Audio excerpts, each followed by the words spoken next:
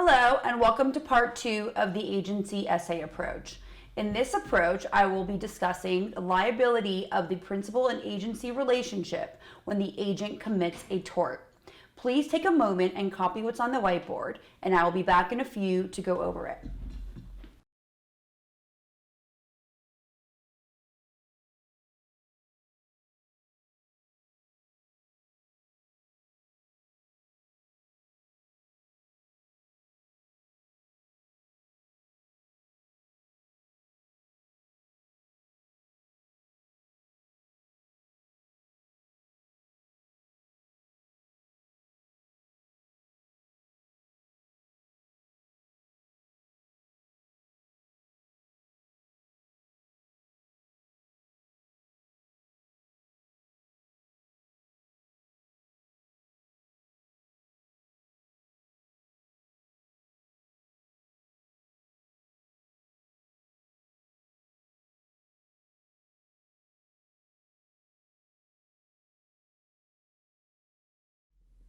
Hopefully that gave you enough time to copy down what's on the whiteboard.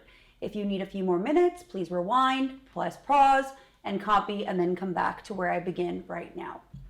So if you watched the previous contractual liability agency approach, you know that first you're always going to establish the validity of the relationship.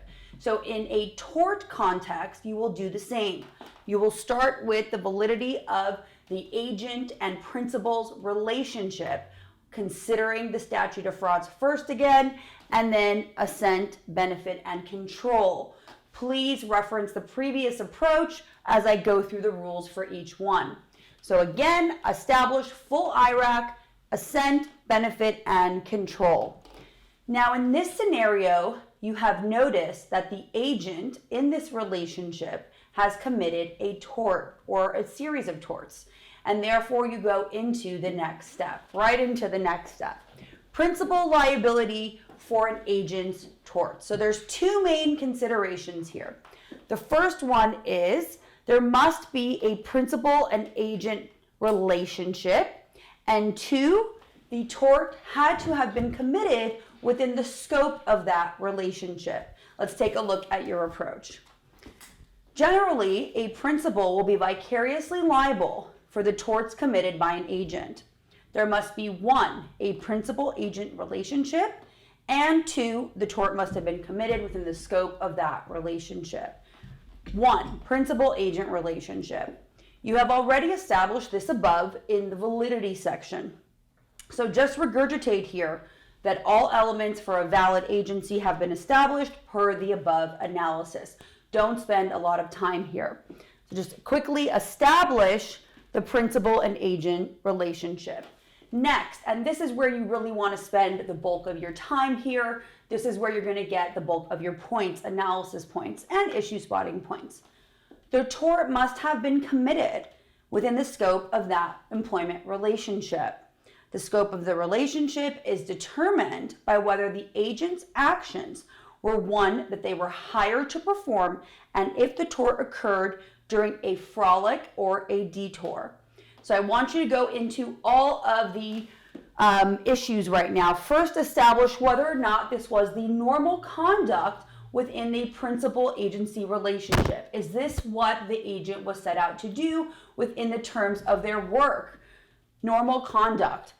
If the agent's conduct is of the kind that the agent was hired to perform, for example, if it was in the job description, then more likely it will be within the scope of the agency relationship. So give some analysis here. Was what the agent was doing within the scope of what they were hired to do? Next, I want you to consider now, when did the tort occur? Was there within a frolic or a detour? When did the tort occur? A frolic is a new and independent journey apart from the task hired for.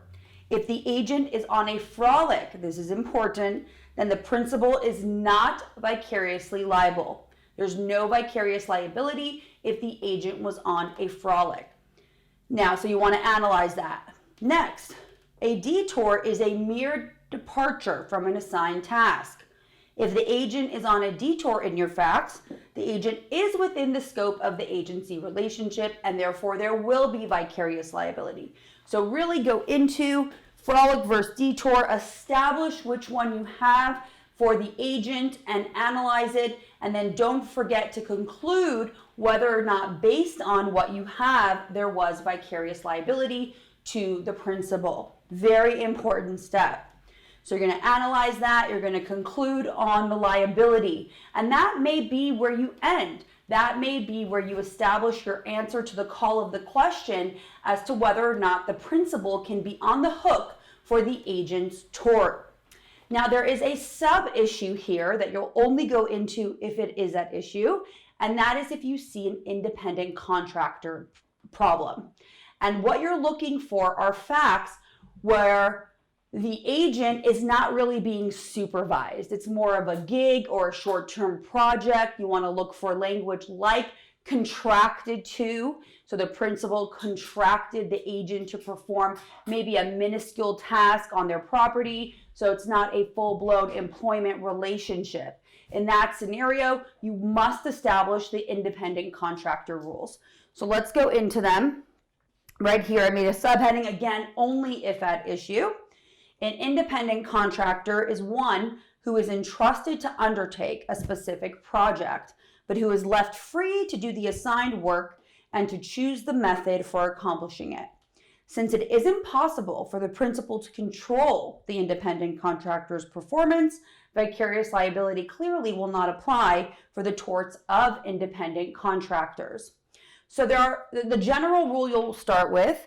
Typical no liability for a tort of an independent contractor because in essence, the principal is not asserting enough control over the contractor agent, so to speak, to be able to argue for vicarious liability there. However, there are four main exceptions. The first one, ultra hazardous activity. If the independent contractor involves ultra hazardous activity, then the principal might be liable. B, if the principal makes it appear that as though the independent contractor is actually an agent, then the principal is stopped from denying that an agency relationship exists. 3, or C, non-delegable duties. When the principal has a non-delegable duty, such as a land occupier having the duty to keep the land safe for business invitees, then any negligence by an independent contractor within the scope of that specific duty creates liability for the principal. So again, ultra hazardous activity, estoppel, and non-delegable duties. Last, fourth exception, hiring or negligent hiring of an independent contractor. If the principal negligently hires an incompetent independent contractor, maybe they hired an unlicensed plumber or contractor or builder to work on their property, then the principal is liable to the injured party for the principal's own negligence in that hiring. If the principal knowingly hires an incompetent independent contractor, so this is more of an intentional hiring of a bad contractor where they didn't do their research, not negligent, then the principal is liable for all of the independent contractor's negligence. So not subject to only the negligence in relationship to the hiring, but all encompassing liability there. Now last, intentional torts. Intentional torts. Actually, I'll go this way. The intentional torts of the agent. So this is a sub-issue. Intentional torts are ordinarily not within the scope of the agency-principal relationship. However, there are exceptions when an action was specifically authorized by the principal, naturally occurring from the nature of the employment, or motivated by a desire to serve the principal. So for example, a bouncer in a bar tortiously removes a patron from the bar.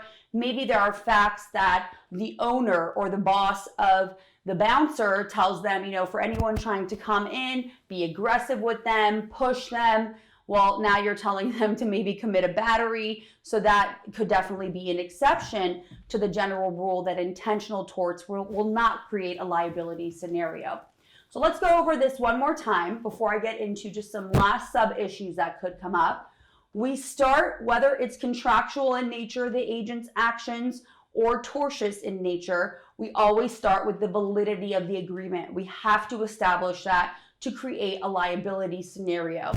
We'll bring up the statute of frauds if at issue, assent, benefit, or control, and then we will go into our consideration if the agent has entered into a contract or if the agent has committed a tort. If the agent has committed a tort for purposes of this approach, the next step is to go into the liability of the agent. The liability of the principal on behalf of the agent's actions. Next, respondent superior as our heading. There must be two grounds met. One, there has to be a principal and agent relationship, and the actual tort must have been committed during the scope of that relationship. We establish the relationship, and then we go into the scope. If we don't have an independent contractor issue, language like the agent was contracted for a job or it was a short-term gig, then we're going into, was there normal conduct? Did the agent was the agent performing a task within the regular description of their job? And was it during the tort during a frolic or a detour? A frolic will attach liability and a detour will not. Next, we have a sub-consideration of an independent contractor. The general rule, because of lack of control, is that the principal will not be liable. Four main exceptions: ultra-hazardous activity, estoppel, non-delegable duties, and hiring incompetent independent contractors. So that really sums up the tort approach to agency for the agent committing the tort. Some last sub-issues here. We have, and then we also went into the intentional tort sub-issue that could come up as well. Last, fiduciary duties. Now, I talked about some fiduciary duties in the context of a contractual relationship. If you ever have a question that asks for breach of fiduciary duties, especially on behalf of the agent breaching these duties, these are your issues. So we have duties, let's go to the approach. Duties an agent owns to the principal. An agent owes a principal a duty of care. Duty to follow instructions, a duty of loyalty and communication. Only discuss the ones that apply. Duty of care. An agent has a duty to exercise reasonable care and act as a reasonably prudent person would act under the similar circumstances. So with these fiduciary duties, you always want to really analyze what the agent did, what the agent should have done or could have done. That's what's going to bolster your analysis points here. Duty to follow instructions. An agent has a duty to obey reasonable instructions. Example, to not lie or break the law. The duty of loyalty. An agent has a duty to be loyal to the principal and not engage in self-dealing. An agent may not receive a benefit to the detriment of the principal. Example, self-dealing, usurp the principal's opportunity, or receive secret profits. Last, we have a duty of communication, duty to communicate relevant information that would affect the principal. So for these fiduciary duties, and it's common within the gamut of fiduciary duties across the board on agency, partnership, corporations, you really want to get into the facts and establish the breach and tie it into the relevant standard. You may have the same set of facts that you're using over and over and over again, and that's okay. Don't just say see above, because when you are in a different fiduciary duty, it's important to establish the standard for that specific fiduciary duty. All right? So don't forget also, when the agent breaches a fiduciary duty, the principal has remedies. So they have not asked this yet as of 2021, but they may or they could ask a question regarding, based on a potential breach of a fiduciary duty by the agent, what would the principal's remedies be? And you would IRAC any relevant ones from the list provided in your approach and long outline. Let's go through them. Discharge the agent. They can obviously fire them. Contract actions, such that they can file an actual contract action, against them. such as rescission or an action for disgorgement of secret profits.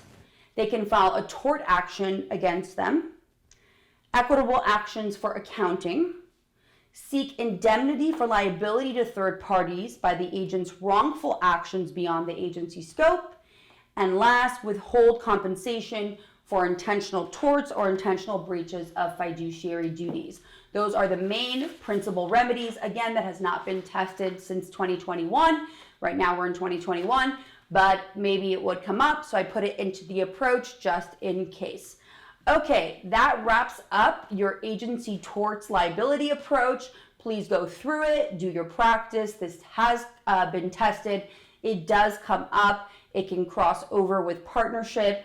It can cross over with corporations. It can cross over with professional responsibility, obviously torts. So you have a number of areas that this could come up in. Make sure you know it, and good luck.